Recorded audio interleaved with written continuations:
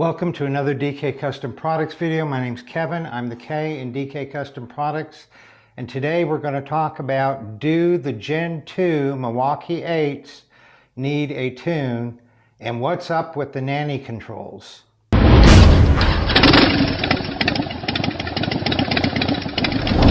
So, do the Gen 2 Milwaukee-Eights need a tune, or is the OEM tune good enough? Is the tune too lean? Well, this is a follow-up video. We've done a video on the 17 through 20 Milwaukee-Eights. They do not need a tune. You can see a link to that video down in the description below. We've also done a video on the 21 through 23 Milwaukee-Eights. They also do not need a tune. The OEM tune is not too lean. With this video, we're looking at the Generation 2 Milwaukee-Eights, which are substantially different than the 17 through 23 Milwaukee-Eights. If you're not familiar with what a Gen 2 Milwaukee-Eight is, look at the video we've made on that up in the corner here.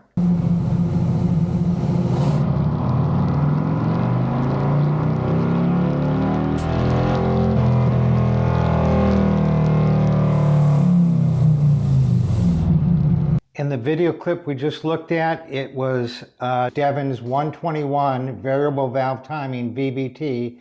We took the bike down to DC Cyclone Racing and put it on the dyno with David Crane, and had a very enjoyable experience there with him. He's easy to work with, a good guy. So in past videos, the 17 through 20 and then the 21 through 23, we showed that there is no tune necessary. So looking at this, what we wanted to do was see what the AFR was on the Gen 2, the 117s and the 121s that came out, a couple of them in 23.5, and 5 of them came out in 2024 models. Not all 2024 models are Gen 2, want to make that clear. The majority of 2024 models are still the Gen 1 Milwaukee-Eight.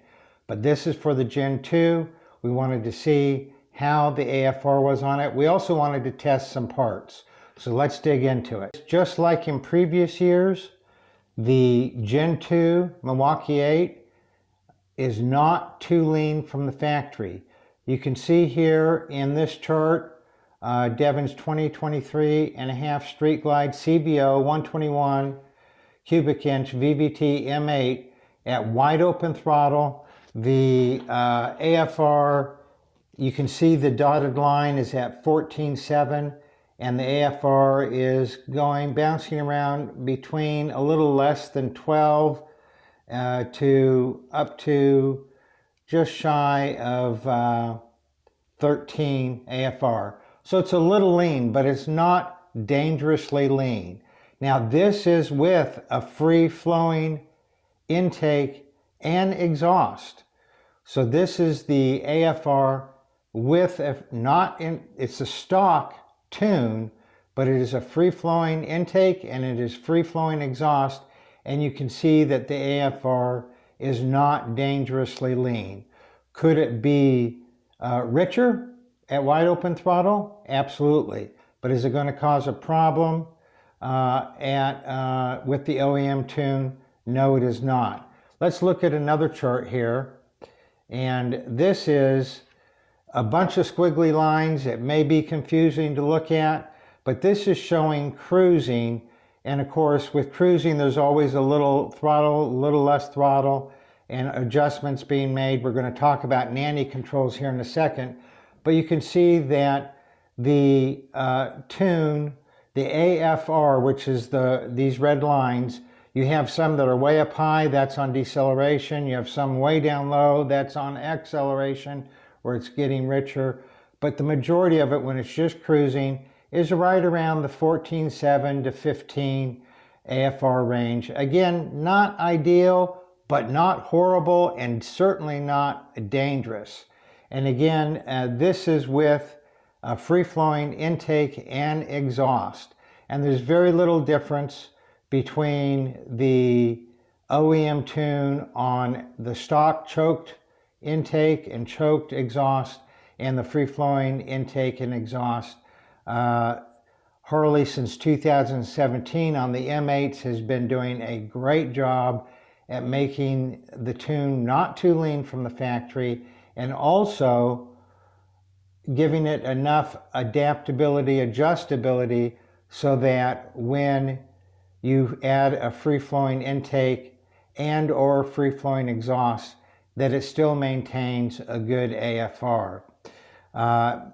If you have questions about how does the ECM work, how does it adjust, we'll put a video up in the corner here about how the ECM works.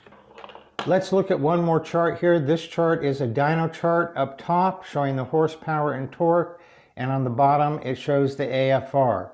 Now this particular chart is bone stock. It's the OEM tune, it's the OEM intake, it's the OEM exhaust, and you can see what kind of power it's putting out. We're going to cover that in a different video, but you can look at the AFR down below and you can see it's actually a tad bit leaner than it was when it had the open free-flowing intake and the free-flowing exhaust. But still it's hanging around right around the 12:1 AFR, which could it be a little bit better? Yes. Is it dangerously lean? Absolutely not. So this is how the AFR comes from the factory with the factory intake, factory exhaust. The thing I want to draw your attention to is up in the upper right corner, you can see right around the, let's see, I think it's the 4,600 RPM mark. There's a big drop in torque and horsepower, and you go, what's up with that? Well, this is the torque-based electronic throttle control is what's causing the drop. There was no letting up on the throttle. There's nothing wrong with the engine. The cam didn't run out. The exhaust and the intake were not stifling it so much that it dropped there. This is a nanny control that Harley is putting into the tunes since the RDRS was introduced. And let's just look at what exactly the torque-based electronic throttle control is. Rather than me trying to explain what it is, I'm going to read a really succinct paragraph on torque-based calibrations. With the torque-based calibration, the ECM effectively delivers fuel spark timing electronic throttle control based on a torque model. What this means is the ECM follows the torque model while monitoring engine load, RPM, twist grip, and other inputs, and it essentially determines how much power it's going to allow. So no longer is your wrist what's controlling the power. Yes, to a certain degree, your wrist has something to do with it, but they're going to kick in with this torque model, and they're going to actually determine how much power it's going to allow, primarily via the twist grip to percentage throttle blade relationship. This is done for several reasons, as a means to reduce throttle sensitivity and abruptness, to reduce driveline shock load and stress, and to limit power output when necessary. For instance, the RDRS has traction control. They don't want you to break traction. But what that means is a bunch of power goes away. I mean, it doesn't matter what you do with the throttle, it's only going to let so much power get delivered to that rear wheel. And so there was no letting up on the throttle here. It was something that the nanny control kicked in and said, nope, we're not going to give you any more power. And so that sort of is a bummer, because the only way to fix that is with a tune. The problem is there are no good tuners for the Generation 2 yet.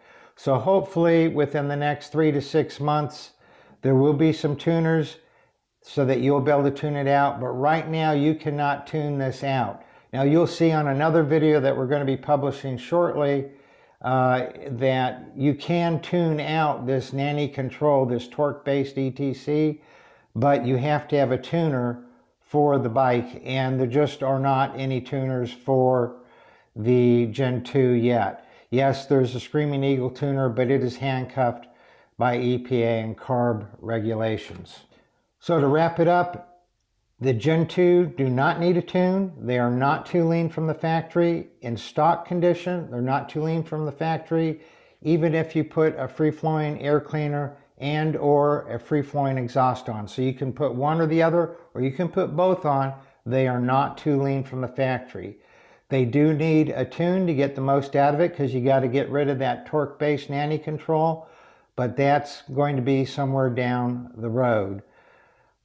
When the tuner does come out for the Gen 2, Power Vision tuner comes out for the Gen 2, we will be getting it tuned. We'll be tuning that out, and we'll be publishing another video on that, but I don't expect that to be for 3 to 6 months until that comes out. If you found this video useful or interesting, please give it a thumbs up. If you haven't subscribed to our channel already, we would appreciate it if you did subscribe. It helps us out. Hit that notification bell, and that way you'll know when we have any new videos come out. And of course, share this video with your friends. They may find it interesting. We appreciate you watching. You all ride safe out there.